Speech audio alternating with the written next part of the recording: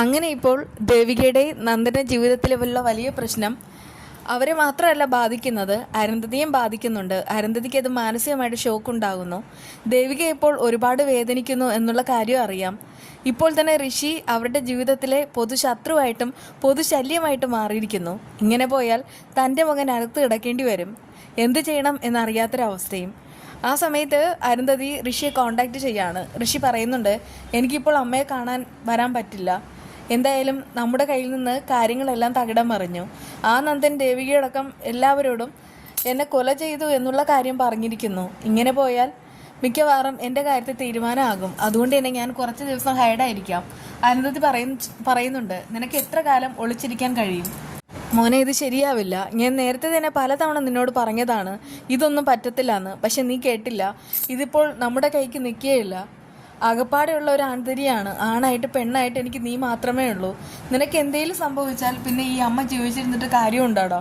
നിനക്ക് വേണ്ടിയിട്ടല്ലേടാ അമ്മ ജീവിക്കുന്നതും ഉണ്ടാക്കുന്നതും. നീ ഇല്ലാതെ അമ്മയ്ക്ക് ഒരു നിമിഷം പോലും വയ്യടാ. നീ കുറേ കാലം സുഖമില്ലാതെ കിടന്നല്ലോ. ആ സമയത്ത് അമ്മ എന്താ ചെയ്തതെന്ന് നിനക്കറിയില്ലേ? നീ കിടക്കുന്നത് പോലെ തന്നെ ഞാനും തറയിലൊക്കെയാണ് കിടന്നത്. ആ സമയത്ത് നീ കഴിക്കുന്ന ഫുഡാണ് ഞാനും കഴിച്ചിരുന്നത്. അത്രത്തോളം ഈ അമ്മ നിന്നെ ജീവന തുല്യം സ്നേഹിക്കുന്നുണ്ട്. പക്ഷെ നീ അത് മനസ്സിലാക്കുന്നില്ലല്ലോ മോനെ. നിനക്ക് വലുത് പ്രഭാവതിയോടുള്ള ആ ഒരു വൈരാഗ്യവും വിരോധമാണോ, അതോ എന്നോടുള്ള സ്നേഹമാണോ? എന്നോട് നിനക്ക് സ്നേഹമുണ്ടെങ്കിൽ നീ അമ്മ പറയുന്നത് പോലെ കേൾക്കണം. ഋഷി ചോദിക്കുകയാണ്, അമ്മ എനിക്ക് എന്താ പറയാനുള്ളത്? വേറൊന്നുമല്ല, നീ സത്യങ്ങളെല്ലാം ദേവികയോട് പോയി തുറന്നു പറയണം. നീ ജീവനോടെ ഉണ്ടെന്നുള്ള കാര്യം അവളെ അറിയിക്കണം. എന്തായാലും നിനക്ക് അപകടമോ ആപത്തോ ഉണ്ടാവുന്ന ഒന്നും തന്നെ അവൾ ഇനി ചെയ്യില്ല. നമുക്കൊരു കോംപ്രമൈസ്. അതികിട്ട് ഋഷി പറയുന്നുണ്ട്, അമ്മ എന്ത് മണ്ടത്തരായി പറയണേ. ഇപ്പോൾ തന്നെ ഇത് മറ്റൊരു കേസായിട്ട് മാറിക്കഴിഞ്ഞു. അതിൻ്റെ ഇടയ്ക്ക് അമ്മയാണെങ്കിൽ മിസ്സിംഗ് കേസ് ഫയൽ ചെയ്തിട്ടുമുണ്ട്. അതുകൊണ്ടൊക്കെ തന്നെ അതൊക്കെ ഇരിക്കുന്ന സ്ഥിതിക്ക് ഞാൻ പുറത്തിറങ്ങിക്കഴിഞ്ഞാൽ അതോടുകൂടെ എൻ്റെ കാര്യം തീരുമാനമാവും. അതികിട്ട് അരുന്ധതി പറയുന്നുണ്ട്, മോനെ, എന്തെങ്കിലുമൊക്കെ ഒഴുക്കിൽ പിടിക്കപ്പെടില്ലേടാ. അന്നത്തെ ശിക്ഷ വളരെ വലുതായിരിക്കും. ഇത് നീയും എന്നോടൊപ്പം വാ, ഞാനും കൂടെ വരാം. എന്നിട്ട് നമുക്ക് ദേവികയെ പോയി ഇതുവരെ കണ്ട കാര്യങ്ങളെല്ലാം അവളോട് പറയാം. ദേവികയുടെ മനസ്സെന്താണെന്ന് നിനക്കറിയില്ല, പക്ഷെ ഈ അമ്മയ്ക്കറിയാം. എൻ്റെ മോനെ ജീവിതത്തിലേക്ക് തിരിച്ചു കൊണ്ടുവന്നവളാവൾ. അതുകൊണ്ട് തന്നെ പറയാണ്, അവൾ നമ്മളോടൊപ്പം നിൽക്കും. ഋഷി പറയുന്നുണ്ട്, അമ്മ അത് പറ്റില്ല അമ്മേ. ആ DYSP ഇല്ലേ, അയാളാകെ ഇടഞ്ഞു നിൽക്കുകയാണ്. അയാളുടെ കയ്യിലാണ് എന്നെ കിട്ടുന്നതെങ്കിൽ അയാൾ ഉറപ്പായിട്ടും അത് മറ്റൊരു രീതിയിൽ കൊണ്ടുപോകും. അയാൾക്കൊന്നും ഇതിൽ പങ്കില്ല എന്നുള്ള രീതിയിലായിരിക്കും വരുത്തി തീർക്കുക. അയാളുടെ തൊപ്പി രക്ഷിക്കാനേ നോക്കത്തുള്ളൂ. അത് കേട്ട് അരുന്ധതി പറയുന്നുണ്ട്, എനിക്കൊന്നും അറിയണ്ട. നീ ഇവരെ ഒന്നും കാണാൻ പോണ്ട. പക്ഷെ നീ എൻ്റെ അടുക്കൽ വരണം. നമുക്ക് രണ്ടുപേർക്കും കൂടെ ഒരു സമയം നിശ്ചയിച്ചിട്ട് ദേവിയെ കാണാൻ പോകണം. അല്ലെങ്കിൽ നീ ഇങ്ങ് വന്നേര്, ഞാൻ ദേവികയെ ഇങ്ങോട്ട് വിളിക്കാം. ഇവിടെ വെച്ച് ദേവികയോട് ഞാൻ കാല് പിടിച്ചിട്ട് കാര്യങ്ങളൊക്കെ തുറന്നു പറയാം. എൻ്റെ കണ്ണുനീര് അവൾക്ക് കാണാതിരിക്കാൻ കഴിയുകയില്ല. ഋഷി ചോദിക്കുകയാണ്, അമ്മ എന്ത് മണ്ടത്തരായി കാണിക്കുന്നത്? ദേവികയെക്കുറിച്ച് അമ്മയ്ക്ക് അറിയില്ലേ? ഇപ്പോൾ തന്നെ എന്നെ അവൻ കൊല ചെയ്തു എന്ന് പറഞ്ഞതനുസരിച്ച് ദേവിക അവനെ അറസ്റ്റ് ചെയ്യാനുള്ള ഉത്തരവും കാര്യങ്ങളും എല്ലാം ഇട്ടെന്നാ തോന്നണേ. അങ്ങനെയുള്ള ദേവിക എന്നോട് ക്ഷമിക്കുമോ? ഒരിക്കലുമില്ല.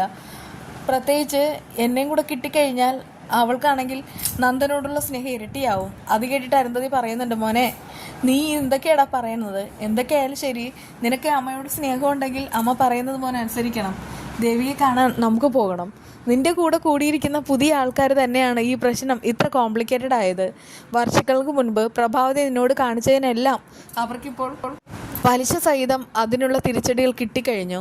ഒരുപാട് അവൾ അനുഭവിച്ചു. കുറേ കാലം സിദ്ധാർത്ഥ സാർ ജയിലിലായിരുന്നു. ആ സമയത്ത് വീടില്ലാതെ ആകമാനം ഓടിത്തെണ്ടി നടന്ന കാര്യമെല്ലാം അറിയാമല്ലോ.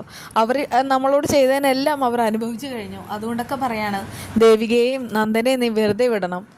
സത്യം പറഞ്ഞാൽ എനിക്കിപ്പോൾ നിന്നെപ്പോലെ തന്നെയാണ് നന്ദനും ഉള്ളത്. അവനിപ്പോൾ ഒരുപാട് മാനസിക സംഘർഷത്തിലാണ്. അതുകൊണ്ടൊക്കെ പറയാം മോനെ, നീ വന്നേ പറ്റൂ. ആ സമയത്ത് ഋഷി പറയുന്നുണ്ട്, ശരിയമ്മ, ഞാനൊന്ന് ആലോചിക്കട്ടെ. ആലോചിച്ചാൽ പോരാ, നീ വരണം. അല്ലെങ്കിൽ നിനക്ക് ഒരിക്കലും ജീവിതത്തിൽ നിന്ന് രക്ഷപ്പെടാനായിട്ട് കഴിയുകയില്ല. ആ സമയത്ത് ഋഷി ഗഹനമായിട്ട് ചിന്തിക്കുന്നുമുണ്ട്. അപ്പോഴേക്കും അയാൾ മനസ്സിൽ ചിന്തിക്കുന്നുണ്ട്, ദേവികയുടെ അടുക്കലേക്ക് പോകുന്നതോ അതോ ഇസബലയുടെ അടുക്കലേക്ക് പോകുന്നതോ സേഫെന്ന്. ദേവികയുടെ അടുക്കലേക്കാണ് പോകുന്നത് നല്ലതെന്ന് ഋഷിയും തീരുമാനിക്കുകയാണ്.